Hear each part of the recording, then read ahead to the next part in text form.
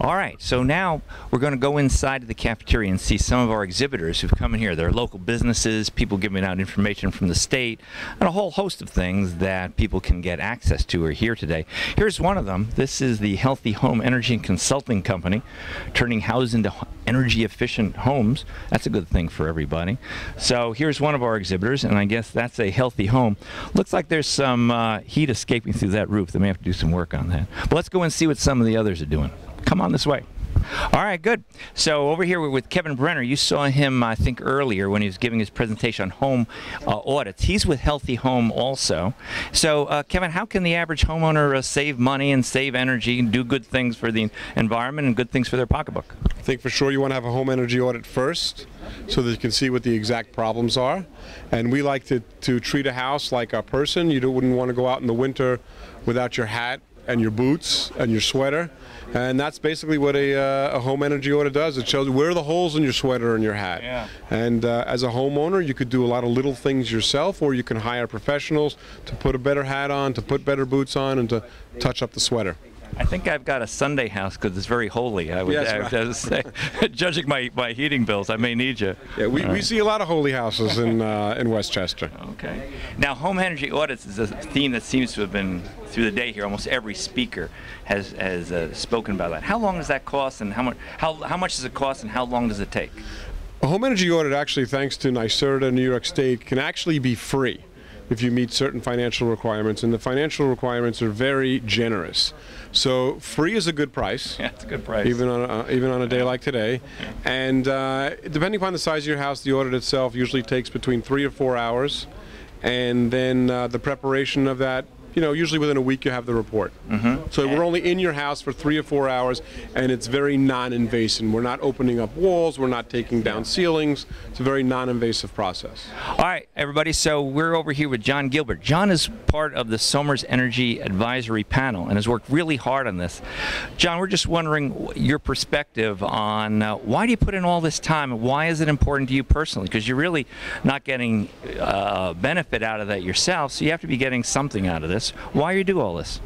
Well, I've been involved in one way or another, at least environmentally conscious, for a long time. I had a job back in 1970 with New York State, the Hudson River Valley Commission.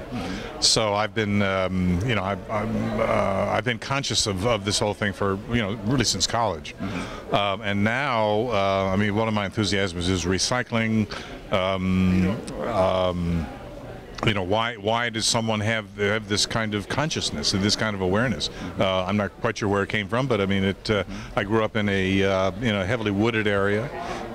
Grew up with every kind of critter there is, and here in Yorktown, there in Yorktown, and I don't know. It's just part of me. And you live in Heritage Hills. I live in Heritage Hills. And is Heritage Hills doing things to increase recycling and reduce energy consumption? Yeah, I'm on the my condo board, and among other things, I rewrote the recycling procedures for the condo, and we revised them just recently, and we're instituting them now.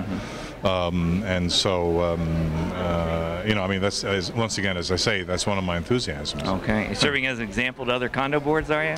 Actually, I believe so. Yeah, I mean, certain people in around Heritage have said, your procedures are really cool. Yeah. We like them. Can we use them? So sure. All right, you're a leader for Somers and part of the many people who are part of the Somers Energy Advisory Panel who really give a lot of time themselves for the benefit of the town. Right. Thank you, John. Okay, thank you. Good.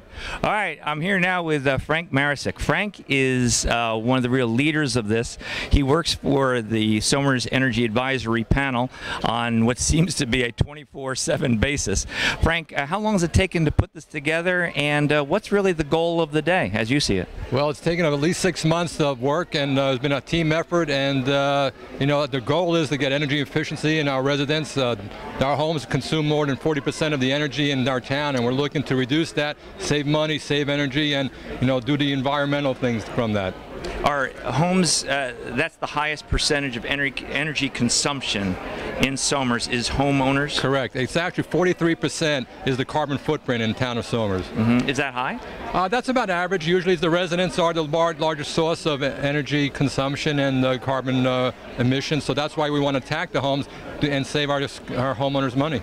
And so what's the goal? What percentage would we like to reduce that by? Well, we want to save 40% on your energy bill. So it's a 40-40 club. It's not the baseball, 40 homers, 40 stolen bases, but it's the 40% of the 40% of the savings that we're able to attribute on that. And that's a typical goal that we can do with the home retrofit, anywhere from 20 to 40%.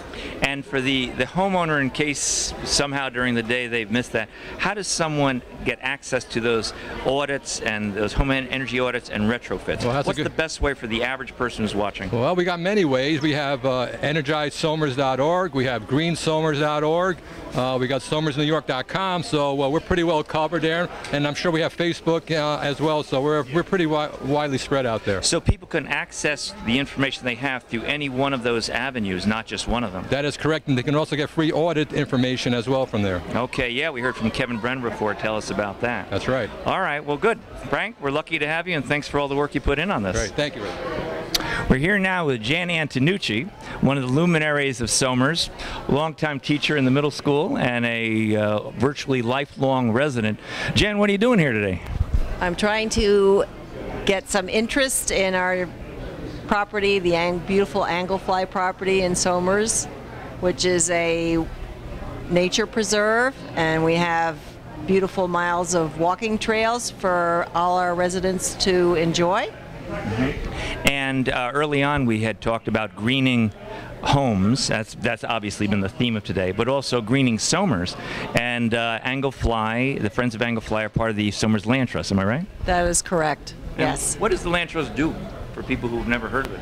Well, the Land Trust is in charge of this beautiful Anglefly property, and we're developing trails on the property for us all to enjoy. And the benefits of being outside are well documented. It's good for energy, it's good for health. And right now we have about half of our trails built. We're looking for volunteers. We're looking for participants to come help us on our work days, which are publicized on our website. Come help us with our trail building, which we'll be having many events coming up in the next several months. Now, you teach at the middle school. I do. Is sustainability and environmental programs, that sort of thing, is that something that's part of the school? It's all the time part of the school. We have recycling bins all over the school. We encourage the children to recycle their water bottles, all their paper, turn off the lights, purchase environmentally friendly materials. And so there is a big push in the middle school for that. So the school district's trying to serve as a role model, I guess. Absolutely. Okay. Yep. And are you a role model? I am trying to be a role model. I'm wearing my T-shirt today, so I am absolutely trying to be a role model. All right, so in here we have all of the exhibits and exhibitors of a variety of things. So we're going to pan around to see some of the things that people here have been able to access and that you at home may want to take note of, and then perhaps get in contact with some of these people. All of them involve saving energy in some way.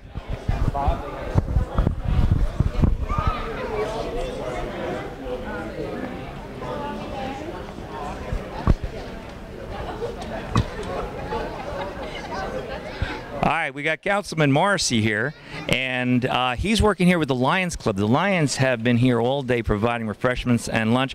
Councilman Morrissey, how's it going? Well, I have to say that Somers has a very big appetite. Yeah, we've been serving food on recyclable paper, cups, yes. Right. and plates, and we're having a great time. A lot of information being given out here. One of the things that we emphasized early on was getting compostable. So all this is being taken out and composted. So none of this that we're using today is actually going into landfills or garbage. Is it working out all right? How's this stuff doing? Yeah, as you can see around, we do have recyclable. We have compostable bins over here for people to put their plates in, and everything's going forward very, very nicely. How's the cooking? Cooking by the Lions is always good because we have one guy that does it well, and that's Warren Alexanian. Oh, is that so? Warren is the man, huh? Warren is the chef du jour.